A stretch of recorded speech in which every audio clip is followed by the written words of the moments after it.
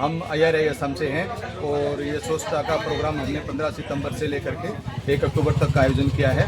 स्वच्छता ही सेवा अभियान 2015-25 के अंतर्गत ये सोच तो हम मना रहे हैं, जिसमें हम हर जगह सोशल जगह पे जाके सोशल शॉप वगैरह में जाके सबको अवेयर कर रहे हैं। घर घर जाके भी हमने घर में भी कैंपेन किया है। तो ये हमारा अभियान 15 दिन लंबा है, जिसमें हम डिफरेंट एक्टिविटीज़ कर रहे हैं, जिसमें सोशल अवेयरनेस भी है, रिलीजियस प्लेसेस के अवेयरनेस है।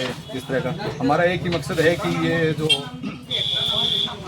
अपना स्वच्छता क्लीनिंगनेस को जो आदमी अपने जीवन में अपनाए और उसका एक अभिन्न अंग बना के अपने और अपने स्वास्थ्य का ध्यान रखे और देश को प्रगति में आगे सहायता करें। स्वस्थ भारत अभियान के थ्रू आप कुछ मार्केट वालों को कुछ कहना चाहते हैं क्या इधर में? मार्केट वाले को मेरा एक यही है कि अपने आसपास की गंदगी कोई इकट्ठा नहीं होने दें, गंदा पानी इकट्ठा नहीं होने दें, क्योंकि बीमारियां फैलती हैं।